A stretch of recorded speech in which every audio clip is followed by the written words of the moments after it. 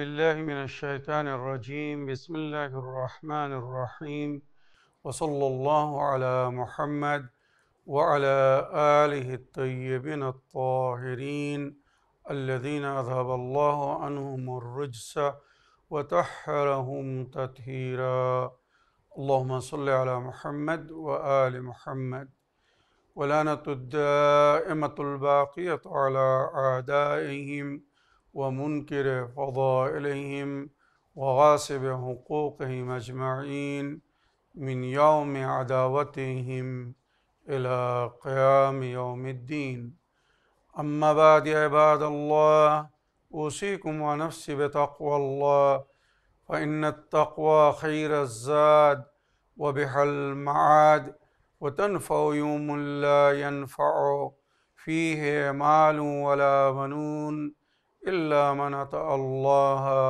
بقلب سليم وصلى الله على محمد وعلى آله الطيبين الطاهرين اللهم صل على محمد وآل محمد আমার প্রিয় দর্শক ও শ্রোতাবৃন্দ আসসালামু আলাইকুম ওয়া রাহমাতুল্লাহি ওয়া বারাকাতুহু আপনাদের সকলকে আন্তরিক সালাম ও শুভেচ্ছা জানিয়ে আজকের অনুষ্ঠান ইসলামিন বাংলায় আপনাদেরকে স্বাগতম জানাই। আশা করি আপনারা যে যেখানে আছেন ভালো আছেন, কুশল ও মঙ্গলে আছেন, সুখে থাকুন, শান্তিতে থাকুন, সমস্ত প্রকারের দুঃখ কষ্ট থেকে মুক্তিতে থাকুন। আল্লাহ রব্বুল আলামিনের কাছে এই কামনা করি, যারা অসুস্থ আল্লাহ তাদেরকে সুস্থতা দান করুন, যারা ঋণে ভুগছে আল্লাহ তাদেরকে ঋণ মুক্তি করুন, ওইরূপ যাদের জীবনে কোনো প্রকারের অভাব বা অশান্তি আছে আল্লাহ রব্বুল আলামিন তাদের সকলের জীবনে সুখ শান্তি দান করুন ও সকলের মনোকামনা আশাকে পূরণ করুন। আমাদের সকলকে সৎ পথে চলার, অসৎ পথ থেকে দূরে থাকার এবং এক অপরকে সৎ উপদেশ দেওয়ার তৌফিক দান করুন। আমরা যেন সত্য বা হক জিনিসকে জেনে শুনে মেনে তার উপরে আমাল করে সেটা অন্যদের সামনে তুলে ধরতে পারি বা সকলের কাছে পৌঁছে দিতে পারি। আমাদেরকে সেই মনোবল ও নেক তৌফিক দান করুন। আমিন ইয়া রাব্বাল আলামিন। এই দোয়ার সঙ্গে আজকের পর্ব শুরু করতে চলেছি।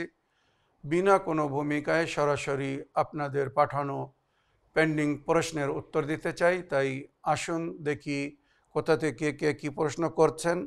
আগে একটি লিখিত চিঠি পড়ব, তারপরে আপনাদের পাঠানো ভয়েসমেল বা অডিও রেকর্ডিং প্লে করব, অবশেষে একটি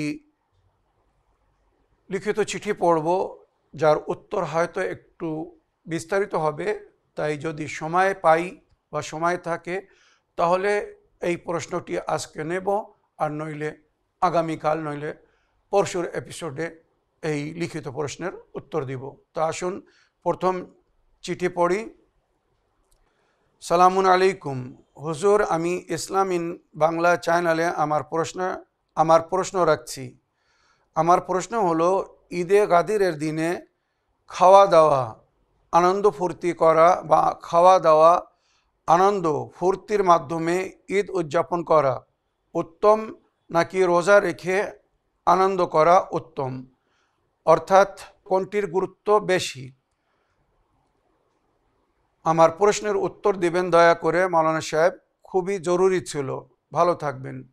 ওয়ালাইকুম আসসালাম ওয়া রাহমাতুল্লাহি ওয়া বারাকাতুহু। আমার প্রিয় ভাই বা বোন, আপনি নিজের নাম ঠিকানা বলেননি, শুধু জানতে চেয়েছেন যে ঈদে গাদিরের দিন আমাদেরকে খাওয়া দাওয়া আনন্দ ফুর্তির মাধ্যমে ঈদ উদযাপন করা উত্তম নাকি রোজা রেখে আনন্দ করা উত্তম, অর্থাৎ কোনটি গুরুত্ব বেশি আপনি এ বিষয়ে জানতে চেয়েছেন। তো নিঃসন্দেহে ঈদে গাদিরের দিন, বছরের 4টে দিন যে বিখ্যাত দিন রোজা রাখার জন্যে বলা হয়েছে, যেদিন রোজা রাখা 60 বছরের রোজা রাখার সমতুল্য। মনে রাখবেন, একদিন একটি রোজা 60 বছরের রোজার সমতুল্য। সেই রোজার দিন হচ্ছে ঈদে গাদিরের দিন। সাধারণ আমরা ঈদের দিনে কিন্তু রোজা রাখি না, যেমন ঈদ উল ফিতর বা বকরা ঈদ বা ঈদ উল আজহা যাকে বলা হয়। ঈদের দিনে রোজা রাখা নিষেধ করা হয়েছে, মানা করা হয়েছে। কিন্তু ঈদে গাদির বিশেষ একটি শুভ দিন, যেদিন আল্লাহ রব্বুল আলমিনের আদেশে নবী করিম সাল্লাল্লাহু আলাইহি ওয়াসাল্লাম নিজের ভাই বা জামাইকে মাওলা আলী আলাইহিস সালামকে উম্মতের অভিভাবক এবং নবী নিজের পরে ওনার খলিফা হওয়ার ঘোষণা করেছিলেন। আর এই ঘোষণার পরে আল্লাহ রব্বুল আলমিনের তরফ থেকে ওহী এসেছিল, আয়াত অবতীর্ণ হয়েছিল, আল-ইয়াওমা আকমালতু লাকুম দীনাকুম ওয়া আতমামতু আলাইকুম নি'মাতি ওয়া রাদিতু লাকুমুল ইসলামা দীনা। আজ আমি তোমাদের জন্যে এই দিনকে পরিপূর্ণ করলাম আর আমার নেয়ামতকে আমি সমাপ্ত করলাম। মনে রাখবেন, আপনারা যদি কোথাও কখনো মেহমান হয়ে থাকেন, তো যখন মেজবান আপনাদের জন্যে পানাহারের ব্যবস্থা করে, সুন্দর খাদ্যর ব্যবস্থা করে, তো সবচেয়ে শেষে যে জিনিসটি আপনার সামনে রাখা হয় বা আপনাকে দেওয়া হয়, শেষ নেয়ামত মনে করে বা সবচেয়ে গুরুত্বপূর্ণ বা সবচেয়ে সুন্দর যে জিনিসটা হয়, সেটা কিন্তু শেষে দেওয়া হয়, সেটা কিন্তু আগে দেওয়া হয় না। এটা আমরা সাধারণ সমাজে বা সমস্ত জায়গায় দেখেছি। সুতরাং ওইরূপ আল্লাহ রব্বুল আলমিন নিজের শেষ নেয়ামতকে গাদির খুমের ময়দানে মাওলা আলী আলাইহিস সালামের ওয়েলায়াতের ঘোষণার রূপে বা ওয়েলায়াতের রূপে নিজের বান্দাদেরকে দিয়েছিলেন বা নবীর উম্মতকে দিয়েছিলেন। এটাই ছিল আল্লাহর শেষ নেয়ামত তার বান্দাদের জন্যে, যার পরে এই দিন পরিপূর্ণ হয়েছিল আল্লাহর নেয়ামত, যার থেকে তার বান্দারা লাভবান হচ্ছিল বা যেটা উপভোগ করছিল। সেই সমস্ত নেয়ামতের মধ্যে মাওলা আলী আলাইহিস সালামের ওয়েলায়াতের নেয়ামত ছিল সবচেয়ে বড় নেয়ামত, তাই এটাকে সবচেয়ে শেষে দেওয়া হলো। আর এখানে দিন পরিপূর্ণ হয়েছিল, আল-ইয়াওমা আকমালতু লাকুম দীনাকুম ওয়া আতমামতু আলাইকুম নি'মাতি ওয়া রাদিতু লাকুমুল ইসলামা দীনা। তারপরে এই দ্বীনে ইসলাম আল্লাহ রব্বুল আলামিন নিজের বান্দাদের জন্য মনোনীত ও পছন্দিত করেছিলেন। সুতরাং ওই নেয়ামতের খুশিতে, নেয়ামত পাওয়ার পরে আমাদেরকে উপাসনা করতে বলা হয়েছে, নেয়ামত পাওয়ার পরে আমাদেরকে খুশির রোজা রাখতে বলা হয়েছে, মনে রাখবেন।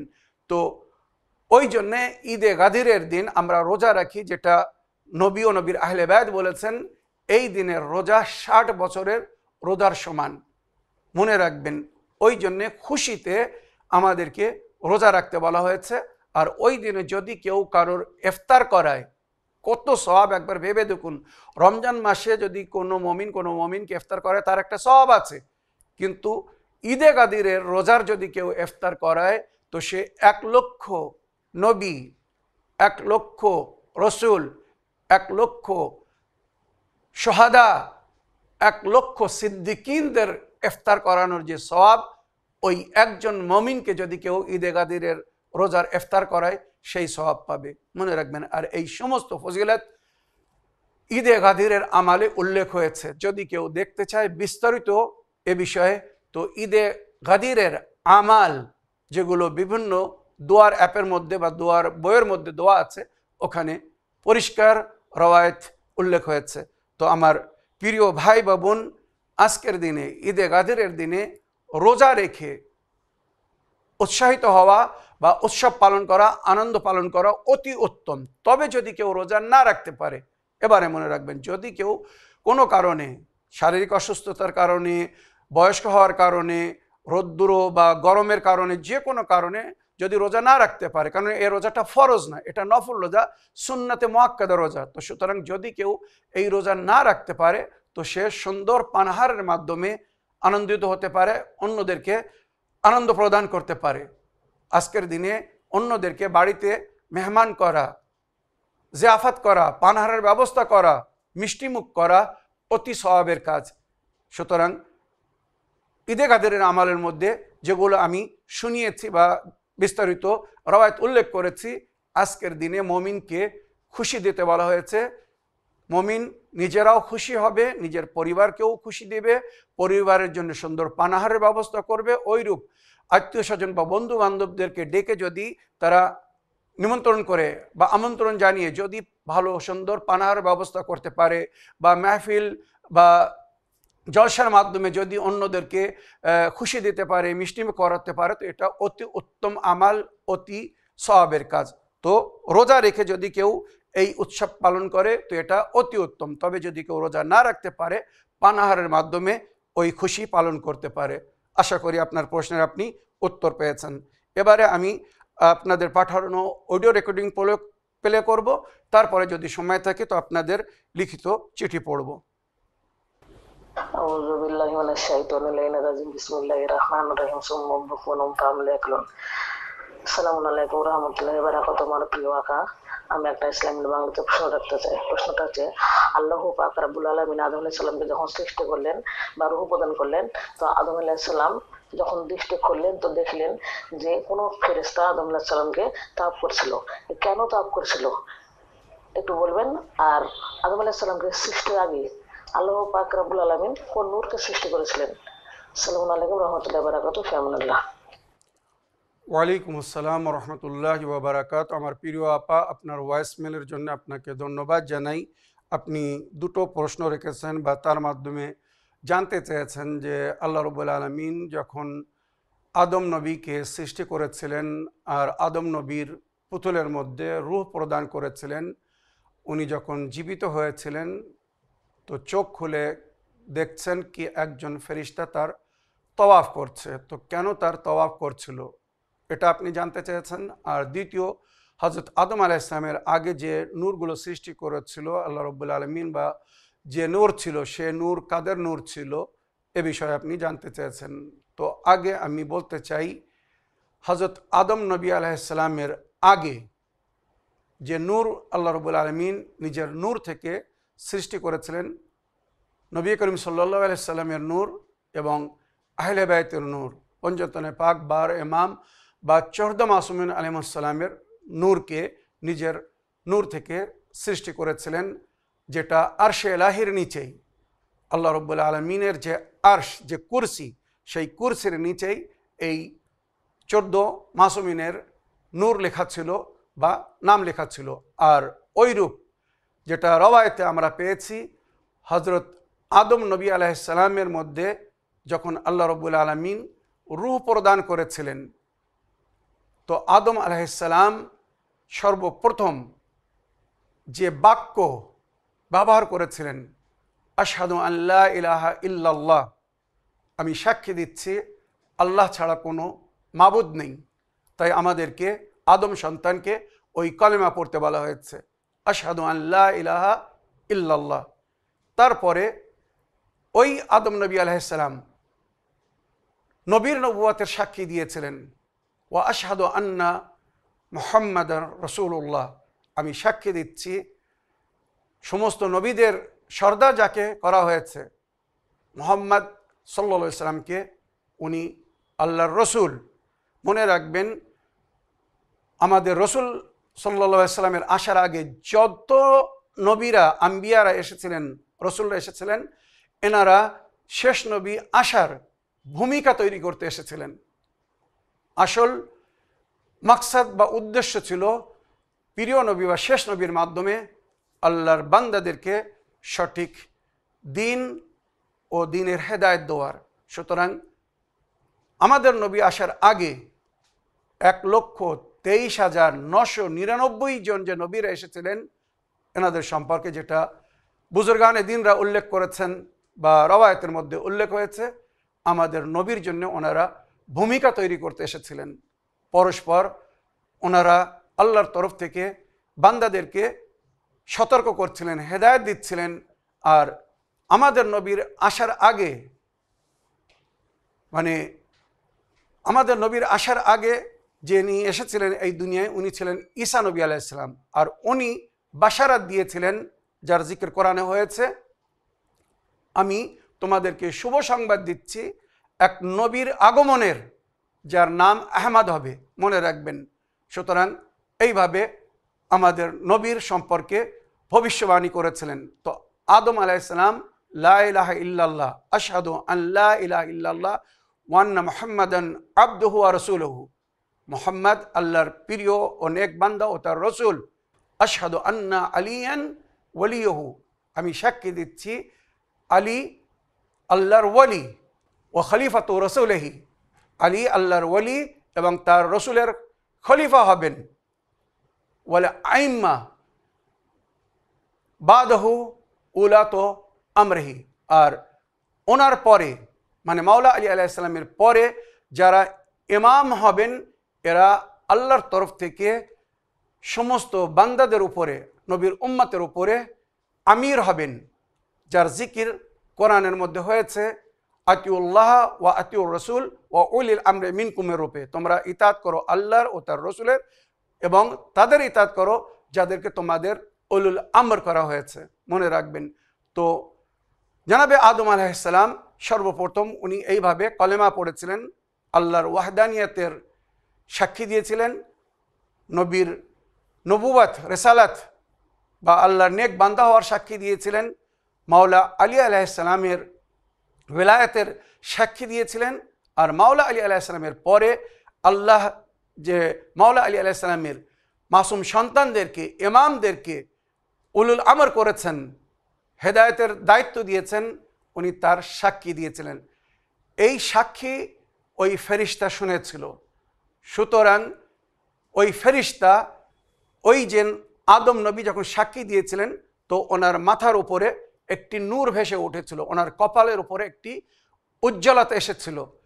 ওই উজ্জ্বলতাকে দেখে ওই ফেরিস্তা, যার মাধ্যমে হযরত আদম আলাইহিস সালামের মাটি সংগ্রহ করা হয়েছিল বা পুতুল তৈরি করা হয়েছিল, মানে জনাবে আদম নবী আলাইহিস সালামের স্ট্রাকচার তৈরি করা হয়েছিল, ওই ফেরিস্তা, এখানে তার বিভিন্ন নামে স্মরণ করা হয়েছে। অনেকে বলেছিল জিব্রাইল, অনেকে বলেছিল জিব্রাইল, মিকাইল, ইসরাফিল, আজরাইল, মানে যাদের দায়িত্ব দেওয়া হয়েছে, এইভাবে জিকির হয়েছে।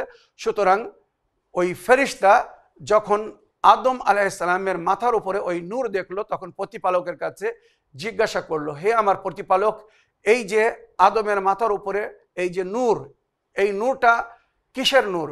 আমি এটা বুঝতে পারছি না, জানতে পারছি না। তখন আল্লাহর তরফ থেকে বলা হয়েছিল এই নূর আদমের সুলবে দেওয়া হয়েছে, এই নূর আমার নবীর নূর, এই নূর নবীর আহলে বাইতের নূর, এই নূর 14 মাসুমিনের নূর, পঞ্চতনে পাক 12 ইমাম 14 মাসুমিনের নূর এই আদমের সুলবের মধ্যে রাখা হয়েছে, যারা এই দুনিয়ায় গিয়ে পরে দুনিয়ায় গিয়ে আমার বান্দাদের হেদায়েত করবেন।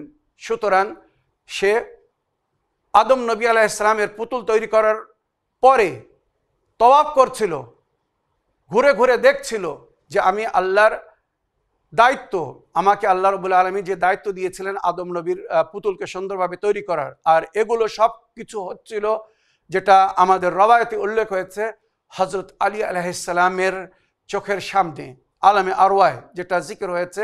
আর নাহজুল বালাগা পড়ে বিশ্বের জ্ঞানীগুণী ব্যক্তিরা যে কমেন্টস করেছেন তার মধ্যেও এগুলো পাওয়া যায় যে এই নাহজুল বালাগা যে ব্যক্তির বাণী আমাদের মনে হয় বা আমরা মনে করি হয় সে এই দুনিয়াকে তৈরি করেছিল আর নইলে তার চোখের সামনে এই দুনিয়া তৈরি হয়েছিল, উনি ছিলেন মাওলা আলী আলাইহিস সালাম। মনে রাখবেন। তো ওই ফেরেশতা আদম আলাইহিস সালামের পুতুল তৈরি করার পরে তওয়াফ করছিল, যেখানে আমি বললাম আমার প্রিয় আপা একজন ফেরেশতা ছিলেন, হয়তো জিব্রাইল ছিলেন, আর নইলে এই যে 4 জন বিখ্যাত ফেরেশতারা এনারা ছিলেন জিব্রাইল, মিকাইল, ইসরাফিল ও আজরাইল। আবার আরও অনেক অন্য অন্য ফেরেশতাদেরও নাম উল্লেখ হয়েছে, দারদাইল বলে বা সালসাইল বলে, যাদের নামের সঙ্গে অনেক কিছু ফজিলত জিকির হয়েছে। ইনশাআল্লাহ কখনো সেগুলো শোনাবো।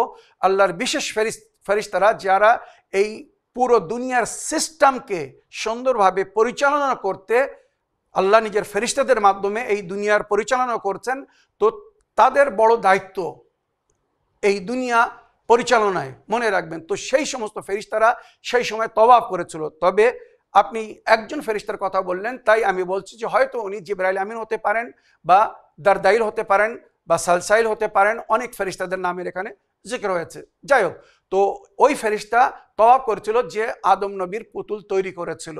সুতরাং সে ভাবছিল যে আমার এই যে তৈরি করলাম এর মধ্যে কোনো প্রকারের ত্রুটি নেই তো।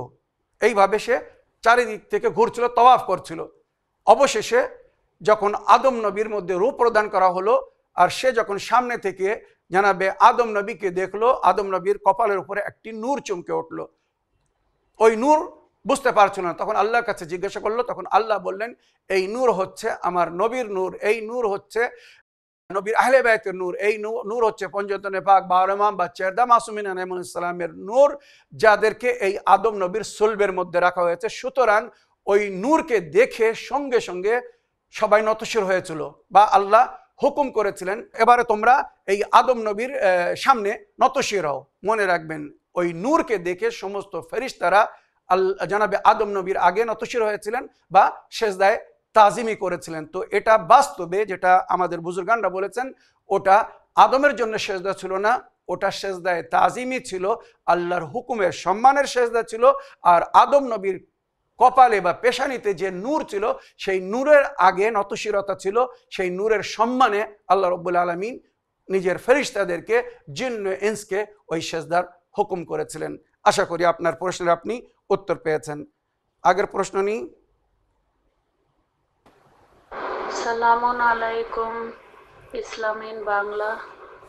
শেখ সাব্বির রেজা ভাইজান, আপনার উপর আমার দুরুদ ও সালাম। আশা করি আপনি ভালো আছেন, সুস্থ আছেন। ভালো থাকুন, সুস্থ থাকুন। আমি নূরজাহান খাতুন, দিল্লি। আর চ্যানেল ওয়েনের সমস্ত সদস্য ভালো থাকুক, সুস্থ থাকুক। আমাদের প্রিয় ডাইরেক্টর সাহেবকেও আমার দুরুদ ও সালাম। ভাইজান, আমাদের ঘরে একজন নাতি হয়েছে, তাই সে ওর মার নাম হয়েছে রাবেয়া খাতুন, আর ওর পিতার নাম হয়েছে জিয়াউল হক। তাই আল্লাহ ওই নাতির নাম রাখছে, ওর মাতা পিতার নাম রাখছে সালমান, আর ওর দাদি নাম রাখছে মোহাম্মদ হায়দার আলী। এখন এই দুইটা নামের ভিতরে কোন নামটা সবচেয়ে ওই নাতির জন্য উত্তম হবে? ওর জন্মগ্রহণ হয়েছে শুক্রবার 7 জিলহজ মাসে 7 তারিখে ওর জন্মগ্রহণ হয়েছে। প্রিয় ভাইজান, এখন যদি এই দুইটা নাম কোনটা সবচেয়ে উত্তম আপনি এটা জানাবেন, না হলে আপনি একটু বলে দেবেন কোন নাম ওর জন্য শুভ হবে, ভালো হবে।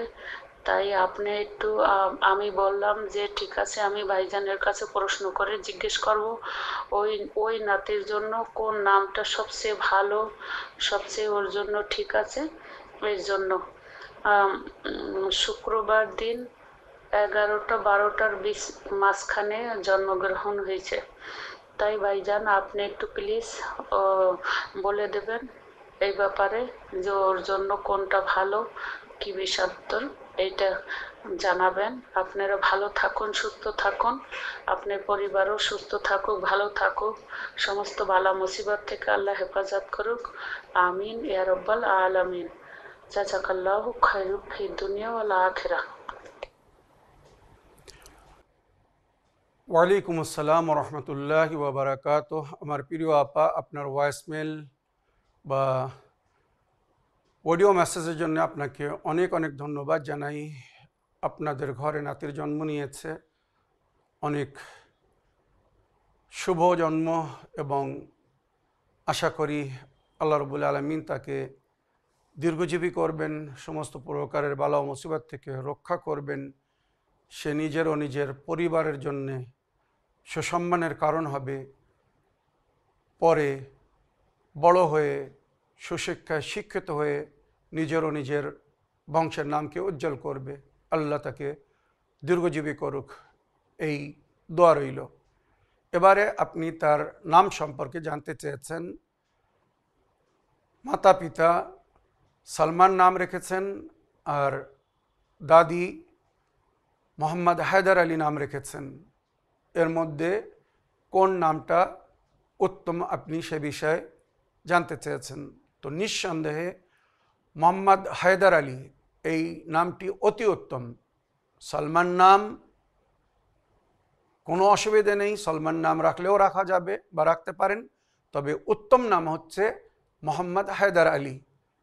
নবীর হাদিস হিসেবে বা নবীর সুন্নত হিসেবে ছেলে হলে তার নাম নবীর নামের উপরে রাখতে বলা হয়েছে, আর মেয়ে হলে যদি প্রথম মেয়ে হয় তো তার নাম নবীর কন্যার নামে বা তার পদবীতে রাখতে বলা হয়েছে। সুতরাং মোহাম্মদ হায়দার আলী নাম রাখতে পারেন বা নাম রাখুন, এটাই হবে সবচেয়ে উত্তম নাম। তবে যেটা আপনি বললেন, উল্লেখ করলেন 7 জিলহিজ্জা শুক্রবারের দিন জন্মগ্রহণ করেছে, তো ওই দিন ছিল আমাদের পঞ্চম ইমামে মোহাম্মদ বাকের আলাইহিসসালামের শাহাদাত দিবস। ইমাম মোহাম্মদ বাকের আলাইহিসসালামের নাম এবং পদবী লাকাব যেটা বাকের, নবী করিম সাল্লাল্লাহু আলাইহি সাল্লাম দিয়েছিলেন। সুতরাং যদি মোহাম্মদ বাকের নাম রাখেন তাও অতি উত্তম হবে। এটা নবীর দোয়া নাম ছিল। তো হয় মোহাম্মদ বাকের আর নইলে মোহাম্মদ হায়দার আলী, এই দুটোর কোনো একটা নাম আপনারা রেজিস্ট্রেশন করাতে পারেন বা পার্মানেন্ট নাম রূপে রাখতে পারেন। আশা করি আপনার প্রশ্নের আপনি উত্তর পেয়েছেন।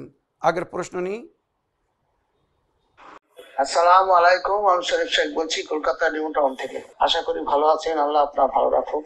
সমস্ত চ্যানেল উইনের কর্মকর্তাদের কাছে আমার বিনীত অনুরোধ, কিছু কিছু জিনিস অতি অবশ্যই বলতে হয়, না বললে মানুষের ব্রেন খুলবে না। হয়তো পড়েছে মানছে না, না পড়েনি জানে না, জানাবার জন্য এটা খুব দরকার, গুরুত্বপূর্ণ। কারণ আমরা যে সাধারণত প্রচার করি বিভিন্ন জায়গায়, জেলায়, সেখানে এইসব প্রশ্নগুলো উঠে খাড়া হয় বিভিন্ন রকমের।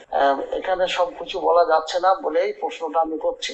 প্রশ্নটা হচ্ছে, সাধারণত আমাদের সমাজে দলগত বলুন আর যাই বলুন, সে একজন সদস্য হয়, মেম্বার হয়, সেই মেম্বার সদস্যদের দেখেই কোনো কিছু সিদ্ধান্ত নেওয়া হয়। সংবিধান বলুন, আপনার সেই দিনকার আলোচনা বলুন, বিচারক মন্ডলী বলুন, সেই বিশেষ লোক ছাড়া কোনো কিছু হয় না। এমন কি হলো যে ঘরের মানুষ, দিনের নবী, ঘরের মানুষ আলী আলাইহিস সালাম, মা ফাতেমা, তারপরে হচ্ছে আবু তালেব, এরকম আরো কে কে ছিলেন বিশেষ মানুষ, মানে বংশের মধ্যে আর কে কে ছিলেন বিশেষ মানুষ, যিনারা কিছু জানতে পারলেন না, বাইরের মানুষ যারা, তারা সব কিছু জেনে ফেললো ভিতরের খবর। এটা কিন্তু সাধারণত অসম্ভব। আমার ঘরের ছেলে মেয়েরা, আমি কেমন তা আমি জানি, বাইরের মানুষ যেটা দেখে সেটাই জানে, তাছাড়া ভিতরের খবর জানতে পারেন না। তো কথাটা হচ্ছে, দিনের নবীর ওপরে কোরআন আসলো, কার বাণী? আল্লাহর বাণী। লিখলেন কে? দিনের নবী। দেখলেন কে কে? এখানে একটা বলবেন। সেখানে নিজস্ব বাড়ির মধ্যে বাইরের মানুষ বিনা অনুমতিতে ঢুকতে পারে কি? 1 নম্বর, ঢুকতে পারে না। এবং এত বড় বিশ্ববিখ্যাত মানুষের সিকিউরিটি গার্ড ছিল না? ছিল। তাহলে সিকিউরিটি গার্ড থাকার সত্ত্বেও এরা ঢুকলো কি করে? এরা সব কিছু জেনে নিল, আর বাড়ির মানুষ তারা কিছু জানতে পারলো না, তারা কিছু লিখতে পারলো না, আর ওরা সব লিখে নিল। এটা কি করে অসম্ভব? এটা কি করে সম্ভব? এই অসম্ভব আজগবি কথা আমরা শুনে আসছি। তো এখানে দিনের নবীর উপরে কোরআন নাজিল হলো, এবং লিখতেন কে? দিনের নবী লিখতেন। সেই লিখার মধ্যে স্ট্যাম্প ছিল কিনা, যেমন একটা কোনো বিষয়টা লেখা কমপ্লিট হলো, একটা সূরার তো অনেক 106, 102, 105, 103, 101 এরকম তো অনেক কিছু আছে। তাহলে এতগুলি জিনিস সমস্ত কিছু তিনি লিখলেন, বা আলী আলাইহিস সালামকে দিয়ে লিখলেন বা কাউকে দিয়ে লিখালেন, লিখে কিন্তু স্ট্যাম্পটা কার হবে? স্ট্যাম্পটা তো দিনের নবীর হবে। সেই লিখা কত সালের আর কোন কোন সালে সূরা নাজিল হয়েছিল, আর সেই স্ট্যাম্প এবং সাক্ষ্য এটা ছিল কিনা, থাকলেও বলবেন, না থাকলেও বলবেন। এই বিষয় বস্তুটা পুরো সাল, মাস এবং সময় ধরে যদি আপনি এইটা নিয়ে একটা এপিসোড করেন, খুব বুঝতে খুব সহজ সুবিধা হয়ে যাবে যে কুরআন নাজিল হয়েছিল জিনার ঘরে, জিনাদের বংশের উপরে। সেই বংশের মানুষ কতটুকু জানতেন আর বাইরের মানুষ কতটুকু জানতেন। বিনা অনুমতিতে এত বড় একটা বিশ্ববিখ্যাত বান্ধনের মধ্যে ঢুকতে পারে না বলেই আমার মনে হয়, কারণ সাধারণত এগুলি হয় না। এই নিয়ে একটা এপিসোড করার জন্য আমি সমস্ত চ্যানেল উইনের কর্মকর্তার কাছে অনুরোধ রাখলাম, এটা অতি অবশ্যই করবেন মানুষের বোঝার স্বার্থে। কারণ এটা করলে মানুষের যে ভুলটা, সেই ভুলটা ভেঙে যাবে। কারণ আমার সন্তানের কার্যকলাপ আমি জানি, অন্যরা যেটা দেখে বাইরে সেটাই জানে, বাকি কিন্তু জানে না। অর্থাৎ ওয়ান পিস কিছু জানতে পারে, বাকিটা জানতে পারে না, এটা অসম্ভব কথা। হ্যাঁ, তাই কর্মকর্তাদের কাছে আমার বিনীত অনুরোধ, এইটা নিয়ে একটা মৌলানা শেখ সাবির রেজাকে দিয়ে আপনারা বাংলা ভাষায় মৌলানা শেখ সাবির রেজা সাহেবকে দিয়ে একটা এপিসোড করার জন্য আমি অনুরোধ রাখলাম। সালাম আলাইকুম রহমতুল্লাহ বারাকাতুহু। ওয়ালাইকুম আসসালাম রহমতুল্লাহি ওয়া বারাকাতুহু। আমার প্রিয় ভাই শরীফ শেখ সাহেব, আপনার ভয়েসমেলের জন্য আপনাকে ধন্যবাদ জানাই। আমার মনে হয় আপনার প্রশ্নের উত্তর আপনি নিজে দিয়ে দিয়েছেন। বুদ্ধিজীবীর জন্য ইশারা যথেষ্ট। যারা নবীর বংশের লোক, নবীর আহলে বাইত, নবীর ঘরানার মানুষ, তারা জানে না, আর যারা বাইরের মানুষ তারা অনেক কিছু জেনে গিয়েছে। এটা কি করে সম্ভব? ঘরের কথা ঘরের মানুষ আগে জানবে না আগে বাইরের মানুষ জানবে? নবীর আহলে বাইত, নবীর ঘনিষ্ঠ, যাদেরকে নবী আপন বলেছেন, আল্লাহুম্মা ইন্না হাউলাই আহলু বাইতি ওয়া খাসাতি ওয়া হাম্মাতি, হে আমার প্রতিপালক, এই হচ্ছে আমার আহলে বাইত, আমার আপন, আমার বিশেষ এরাই, যাদের শরীরকে নবী নিজের শরীর বলেছেন, যাদের অংশকে নিজের অংশ বলেছেন, যাদের জীবনকে নিজের জীবন বলেছেন, যাদের রূহকে নিজের রূহ বলেছেন, যাদের সব কিছুকে নিজের সব কিছু বলেছেন, যাদের সম্পর্কে নবী বলেছেন এই আমার আহলে বাইত, যারা এদেরকে ভালোবাসবে সে আমাকে ভালোবেসেছে, যারা এদেরকে শত্রুতা করবে, এদের কষ্ট দিবে, আঘাত করবে, তারা আমার সঙ্গে শত্রুতা করেছে, আমাকে কষ্ট দিয়েছে, আমাকে আঘাত করেছে। তো আহলে বাইত আগে জানবে না আগে বাইরের লোক জানবে? তো আমার মনে হয় যেটা আপনি বললেন বুদ্ধিজীবীর জন্য ইশারা যথেষ্ট। তবুও আমি আপনার কাছে অনুরোধ করব, এখন আর সময় নেই, মহরম নিকটে এসে গেছে। এবার আমরা মহরমের মজলিস যেটা প্রতিদিন প্রচার হবে সেগুলো রেকর্ড করব। আর তাছাড়া মহরমের এই দিনগুলোতে আমরা যে শোকতাপ করি, মজলিস মাতম, বিভিন্ন শোক অনুষ্ঠান নিয়ে ব্যস্ত থাকি। তাই আমি অনুরোধ করব আপনি মহরমের পরে পুনরায় আবার প্রশ্ন রাখুন, আর এত বড় করবেন না। 1 থেকে 2 মিনিটের মধ্যে, খুব বেশি 1 থেকে 2 মিনিট। আমি আপনার সঙ্গে সঙ্গে আমার সমস্ত দর্শক বিন্দুদের কাছে অনুরোধ করছি, দয়া করে আপনারা কৃপা করবেন, আপনাদের কথা বা আপনাদের প্রশ্ন শর্ট অ্যান্ড সুইট করবেন। 1 থেকে 2 মিনিটের মধ্যে নিজের কথা শেষ করবেন। জাস্ট টু নো, আপনি কি জানতে চান সেটা উল্লেখ করুন। তো আশা করি যদি এমন কিছু জানার থাকে যে মানুষের এ বিষয়ে আপনি একটু বিস্তারিত আলোচনা করুন, বা এ বিষয়ে একটু কোরআন ও হাদিস থেকে বলুন, বা ইসলামিক ইতিহাস হিসাবে এটা ঠিক কিনা বলুন, এইভাবে শর্ট অ্যান্ড সুইট প্রশ্ন করুন, আমি অবশ্যই উত্তর দেবো। যদি প্রয়োজন হয় আমার প্রিয় শরীফ ভাই, তো আপনি যেটা দাবি রেখেছেন, আপনার দাবিতে পুরো একটি এপিসোড করব, তবে সুন্দর করে ম্যানেজ করে ভালো করে সাজিয়ে গুছিয়ে প্রশ্ন রাখুন 1 থেকে 2 মিনিটের মধ্যে। ইনশাল্লাহ মহরমের পরে আমি আপনার দাবিতে একটা পুরো এপিসোড করার চেষ্টা করব, যে এপিসোডের মাধ্যমে আশা করি আল্লাহর বান্দারা, নবীর উম্মতরা, যারা এখনো হক ও হকিকত থেকে অনেক দূরে আছে, বা যাদেরকে দূরে রাখা হয়েছে, যাদের চোখের সামনে পাটি বেঁধে দেওয়া হয়েছে, অন্ধকারে রাখা হয়েছে, আশা করি এইগুলো শোনার পরে তারা অন্ধকার থেকে বাইরে আসবে, বা তাদের চোখের পাটি খুলে যাবে। আশা করি তারা হেদায়েত পাবে। তো আমার প্রিয় শরীফ ভাই, আপনার ভয়েসমেলের জন্যে আরও একবার আপনাকে ধন্যবাদ জানাই। আসুন আগের প্রশ্ন নিই। আসসালামু আলাইকুম সাবির ভাইজান, আল্লাহ রসুলের কাছে দোয়া করি আপনি ভালো থাকেন, সুস্থ থাকেন। আমি বীরভূম থেকে আঞ্জুপুরি বলছি। আমার একটা প্রশ্ন ছিল ভাইজান, আপনি সেদিন এক এপিসোডে বলেছিলেন যে কেউ মারা গেলে যখন গোসল দেওয়া যায় সে সবই দেখতে পায় কিন্তু বলতে পারে না কিছুই, যদি বলে তাহলে তো আর কেউ লোয়াটাই না। তা আমার প্রশ্ন ভাইজান, আমাদের বীরভূম জেলাতে জায়গার নাম বোলপুর, নতুন পুকুর, তা ওইখানে অনেক পাড়া আছে, দর্জিপাড়া, কাশীপুর, বনডাঙ্গা, হাটতলা, এইসব জায়গাতে আমাকে নিয়ে যেত গোসল দেওয়ার জন্য। আমি অনেক ছোট থেকেই গোসল দিই, আমার মাদের কাছে শিখেছি। তা ভাইজান আমি যেটুকু করি খুব যত্ন সহকারে করি, খুব আস্তে আস্তে সবাইকে শেখার জন্য বলি, কারণ আমারও তো কোনোদিন অসুখ বিসুখ হতে পারে, মেয়ে ছেলে বুঝতেই পারছেন।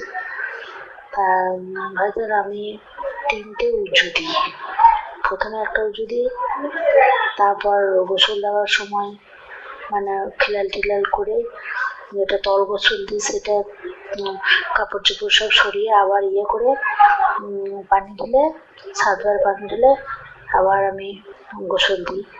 তা ভাইজান তখন আবার একটা উঁচু দিই, আবার লাস্টে আমি 40 বদনা পানি ঢেলে লাস্টে শুকনো একটা উঁচু দিই। তা আমি 3টে উঁচু দিই ভাই। কোনো সময় হয়তো ভুল হয়ে যায়, জানি না এটার জন্য আল্লাহ রসুল আমাকে কতটা ক্ষমা করবেন কি করবেন না, হয়তো 5বার ইয়েতে আমি ভুলে যাই লাস্টের উজুটা দিতে, কিন্তু আমি ক্ষমা চাইনি। হ্যাঁ, আর আমি বলা কালমা বলে গোসল দিই, আরও আমাদের গোসল করার যেসব নিয়তগুলো আছে সেসব বলে আমি গোসল দিই ভাইজান। তা আমার একটা প্রশ্ন যে আমি কি কিছু ভুল করছি? আর কাফন যেটা থাকে, 2টো খিলকা থাকে, একটা পর্দা, এই 2টো পর্দা, একটা খিলকা মেয়ে ছেলেদের, আর খিলকা তো সবার পক্ষেই থাকে, আর ভাইজান একটা লুঙ্গির মতো থাকে, আর একটা সিনাবন্ধন থাকে মেয়েদের, এই কাপড়গুলো থাকে। তা ভাইজান এগুলো কি আমি সব ঠিক বলছি, ঠিক করছি কিনা ভাইজান প্লিজ একটু বলবেন, তাহলে আমার দিক দিয়ে হয়তো আমি একটু শান্তি পাবো যে আমি এতদিন থেকে গোসল দিচ্ছি, আমি কিছু ভুল করছি না তো, আমার কাছে কিছু ভুল হয়ে যাচ্ছে না তো, কারণ তাকে তো আমি যেভাবে গোসল দিচ্ছি কাফন পরাচ্ছি সেইভাবেই তো কিয়ামত অবধি থাকতে হবে। তো ভাইজান আমার কিছু ভুল হয়ে যাচ্ছে না তো? আমি তারপর দাফনানোর পর যখন তাকে খাটিয়াতে রাখা হয় তখন তো আমি সবাইকে বলি একটু ওনার জন্য দোয়া চেয়ে নিই, সবাই মিলে দোয়া চাই, শোনে আমার কথা। তাই আমার একটাই কথা যে কি জানি ভাই, যেন আমার কিছু ভুল হচ্ছে নাকি, আল্লাহ রসুল কাছে যাই না, আমি অনেক ক্ষমা চাই, আমি যাকে গোসল দিই তার কাছেও ক্ষমা চাই, মা হোক বোন হোক সাথে যাই হোক সেই বলে আমার যদি কিছু ভুল ত্রুটি হয় মা কি বোন তুমি ক্ষমা করে দিও। হ্যাঁ, আমি জানি না তোমাকে জোরে জোরে আমি লাশ লুইয়ে দিলাম না কোথাও আঘাত করে দিলাম, তার জন্য তোমাকে যদি লেগেছে তুমি আমাকে ক্ষমা করে দিও মা, এইভাবে আমি বলি ভাইজান। তা একটু প্লিজ ভাইজান আপনি একটু বলবেন, আপনি তো একটা এপিসোডে বলেছিলেন যে তারা মানে বলতে পারে না মুখে ঠিক কথা, কিন্তু দেখতে পারে যে আমার এখানে লাগছে ওখানে লাগছে, এইটুকু আমিও জানি ভাইজান। আমি আপনার নামেই নাম, আমি যে মৌলানা সাহেবের কাছে পড়েছি, হয়তো বেশি দিন পড়তে পারিনি, আমি অনেক ছোট থেকেই আমি কোরআন শরীফ পড়ি, 9 বছর বয়স থেকে আমি রোজা কোরআন শরীফ সব কিছু মেনে চলি ভাইজান। এবারে আমার অনেক প্রশ্ন আছে, এর আগে আমি বলেছি আমার প্রশ্নের উত্তর কেউ দিয়ে যায়, কিন্তু কিছু কিছু পার্সোনাল প্রশ্ন আছে ভাইজান, আমি আপনাকে করবো, আপনি একটু সলিউশনগুলো বলে দিলে খুবই ভালো হয়, প্রশ্নের উত্তরটা দিলে। ভাইজান আপনি ভালো থাকেন, সুস্থ থাকেন, একটু প্লিজ ভাইজান বলবেন কোন এপিসোডে, এটা একটু বলবেন ভাই, আমি আপনার একটাও এপিসোড মিস করি না। আর যদি কোনোদিন কোনো কারেন্ট চলে যায় কি হয়তো কোনো কারণবশত আমাকে কেউ ডেকে নিয়ে কোথাও চলে গেল, তা ভাইজান আমি তখন হয়তো দেখতে পারি না, বইকালে দেখি কিংবা মোবাইলে দেখি আমি, তা ভাই আপনি একটু দোয়া স্মরণে এটা রাখবেন ভাই আমাকে, আর একটু ভুল হচ্ছে না প্লিজ ভাইজান একটু বলে দিয়েন ভাই।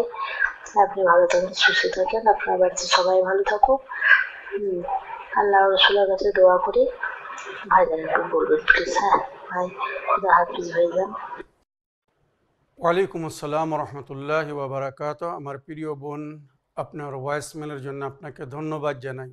তবে আপনার প্রশ্নের উত্তর দেওয়ার আগে আপনার কাছে হাত জোড় করে একটি দাবি করছি, অনুরোধ রাখছি, এবং আমার সমস্ত দর্শকবৃন্দুদের কাছে আপনাদের প্রশ্নের টাইম এত লং করবেন না। 1 থেকে 2 মিনিটের মধ্যে আপনারা মূল বিষয় নিয়ে প্রশ্ন রাখবেন, শর্ট অ্যান্ড সুইট কোশ্চেন করবেন। অনুরোধ করছি, এত বড় প্রশ্ন করলে অনেক সময় প্রশ্ন আমাকে ফরওয়ার্ড করা হয় না বা অন্য সময় নষ্ট হবে এই বুঝে হয়তো অনেক সময় আমাকে প্রশ্ন দেওয়া হয় না। তাই আমি অনুরোধ করছি, কিছু মনে করবেন না, আপনারা শর্ট অ্যান্ড সুইট কোশ্চেন করুন। অল্প সময়ের মধ্যে শুধু যেগুলো জানার দরকার সেগুলো বলে ফোন ডিসকানেক্ট করে দিন বা ততটুকু রেকর্ড করে আমাদেরকে ভয়েসমেল করে দিন। এবারে আপনি গোসল দিচ্ছেন মৃত নারীদেরকে, মহিলাদেরকে, মোমেনাদেরকে, অতি উত্তম কাজ করছেন, যার সওয়াব আমার মনে হয় কত পাবেন আল্লাহই জানে। এটা অনেক নেক কাজ করছেন। যারা গোসল দেওয়া, কাফন দেওয়া এবং দাফনের কাজ করে এরা কোথাও মরে পড়ে থাকবে না। রওয়ায়াতে উল্লেখ হয়েছে, তারা যদি কোনো নিরাবিলে একা জায়গায়ও মারা যায় তো আল্লাহ ফেরেশতাদের মাধ্যমে হয়তো তার গোসল ও কাফন ও দাফনের ব্যবস্থা করবে। তো আপনি এত বড় কাজ করছেন, নেকির কাজ করছেন, আশা করি এর থেকে অন্যরা প্রেরণা নেবে, অন্যরা শিখবে এবং আপনার মতো তারাও গোসল দেওয়ার চেষ্টা করবে। এবারে আপনি গোসল দেওয়ার আগে যে অজুর কথা বললেন, শরীয়তে এমন কোথাও উল্লেখ হয়নি। গোসল ফরজ হলে আগে গোসল করতে হবে। উদাহরণস্বরূপ বলি, স্বামী স্ত্রীর মিলনের পরে গোসলে জানাবাত করা ফরজ, বা বীর্যপাত হলে গোসল জানাবাত করতে হয়। এবারে কেউ যদি গোসল জানাবাত না করে শুধু অজু করে, ওই অজু করে সে কি কোনো উপাসনা বা ইবাদত করতে পারবে? সে কি পাক হয়ে যাবে? কখনো না। ওই অজুর কোনো অর্থ নেই। মনে রাখবেন, গোসল ফরজ হলে আগে গোসল করতে হবে। এবারে একজন মাইয়াতকে আপনি স্পর্শ করেছেন, তো গোসলে মাসসা মাইয়াত করতে হবে। আপনি যদি শুধু অজু করেন তো আপনার অজুতে নামাজ হবে না, কোনো ইবাদত উপাসনা হবে না। তো গোসল ফরজ হলে আগে গোসল করতে হবে। তো ওই মাইয়াত মারা গিয়েছে, যে মারা গিয়েছে তাকে গোসল দিতে হবে, কোথাও অজুর জন্য বলা হয়নি। এগুলো মিথ্যা এবং জালি হাদিস, পরিষ্কার বলছি। আহলে বায়ত যেটা আমাদেরকে শিখেছেন সেটাই হক, সেটাই সত্য। সুতরাং কোনো ব্যক্তি যদি মারা যায় তো তাকে 3টে গোসল দিতে বলা হয়েছে, আবে সিদর, আবে কাফুর আর খালিস পানি। আবে সিদর মানে কুলের পাতার পানি দিয়ে গোসল দিতে বলা হয়েছে। এটা অ্যান্টিবায়োটিক বা পুরনো যুগের সাবান মনে করুন, সাবানের জায়গায় কুলের পাতা দিয়ে গা ঘষে গোসল দেওয়া হতো, এটা ন্যাচারাল অ্যান্টিবায়োটিক। তো কুলের পাতার পানি দিয়ে গোসল দিতে বলা হয়েছে। কর্পূরের পানি দিয়ে, সুগন্ধের জন্য কর্পূরের পানি দিয়ে গোসল দিতে বলা হয়েছে। তারপরে শেষে গোসল দিতে বলা হয়েছে খালিস পানি দিয়ে, মানে পিওর পানি, খাঁটি পানি দিয়ে, কোনো কিছু মিক্স হলে হবে না। এই 3টে গোসল দেওয়ার পরে এবারে 3টে কাফন দিতে বলা হয়েছে, যেটা ফরজ, নারী হোক আর পুরুষ 3টে কাফন দেওয়া ফরজ। আর 5টি কাফন মানে 3টে ছাড়া আরও 2টো জিনিস দেওয়া পুরুষদের জন্য বা নারীদের জন্য সুন্নত। মনে হয় ফরজ কি? একটি লুঙ্গি, একটি প্যারাহান। লুঙ্গি মানে যেটা মেয়েদের জন্য, মনে করুন ছায়া, একটি ছায়া, তার উপরে একটি জামা। প্যারাহান মানে গলার কাঁধের উপর থেকে নিয়ে পায়ের টাকনা পর্যন্ত, মানে হাঁটুর নিচে পর্যন্ত, এটাকে জামা বলা হয় বা প্যারাহান বলা হয়। আর একটা চাদর, পুরো চাদর দিয়ে শরীরটাকে ঢেকে দিতে হবে মাথা থেকে পায়ের তলা পর্যন্ত। এই 3টে কাফন হচ্ছে ফরজ। এছাড়া নারীদের জন্য 2টো জিনিস সুন্নত বা মোস্তাহাব। একটা হচ্ছে সিনাবান্ধ, যেটা আপনি বললেন, ব্লাউজ রূপে বুকের উপরে একটা কাপড় বেঁধে দিতে বলা হয়েছে। আর একটা হচ্ছে মাকনা। মাকনা মানে পর্দা, মাথার উপরে একটা চুল ঢেকে কাপড় বেঁধে দিতে বলা হয়েছে। এই 2টো জিনিস নারীদের জন্য মোস্তাহাব। ছেলেদের জন্যও 2টো জিনিস মোস্তাহাব। একটি হচ্ছে লাঙ্গট। লাঙ্গট মানে মনে করুন জাঙ্গিয়ার মতো কাপড় দিয়ে লজ্জাস্থানকে ঢেকে বেঁধে দিতে হবে। আর আমামা, মাথার উপরে একটা পাগড়ির মতো বেঁধে দিতে হবে, সাফা যাকে বলা, এটা হচ্ছে সুন্নত। 3টে কাফন দেওয়া ফরজ। আর নারীদের জন্য 2টো এক্সট্রা কাফন দেওয়া, মানে সিনাবান্ধ এবং মাকনা, মাথার চাদর বা পর্দা যাকে বলে, সুন্নত। আর পুরুষদের জন্য লঙ্গোট এবং মাথার আমামা, এই হচ্ছে সুন্নত। মনে রাখবে, এই 5টি কাফন দিতে বলা হয়েছে। কাফনে রেডি হয়ে যাবে, তারপরে তাকে দাফনের জন্য নিয়ে যেতে হবে। এই বিষয়ে আমি বিস্তারিত আলোচনা করেছি আমার কোনো এপিসোডের মধ্যে। আশা করি আপনারা সেগুলো শুনে তার থেকে শিক্ষা লাভ করবেন। আজকের এপিসোডের শেষ প্রশ্ন নিয়ে দেখি কেটা কোথা থেকে কে কি বলছেন। इस्लामिन बांग्ला की सभी सलामुन अलैकुम। इस्लामिन बांग्ला की सभी डायरेक्टर, एडिटर, टीम वर्कर और खास करके साबिर भाईजान को मैं गुजरात से अफरोजा बोल रही हूँ। मैं बोहरा समाज के बीच में रहती हूँ। मैं उनके महफिल में ना जाके घर में ही मुहर्रम की मजलिस सुनती हूँ। मैं ये चाहती हूँ कि मुहर्रम का पहला 12 दिन तीजा तक विदाउट गैप मजलिस जारी रखिए।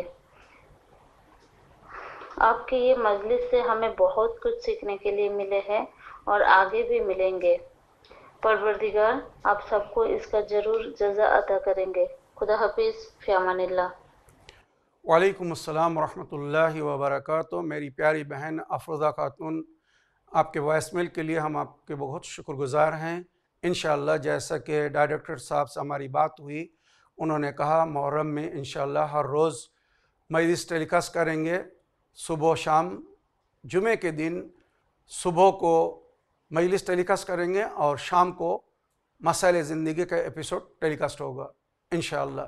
उम्मीद है कि इससे आप सब मुस्तफ़ीज़ होंगे।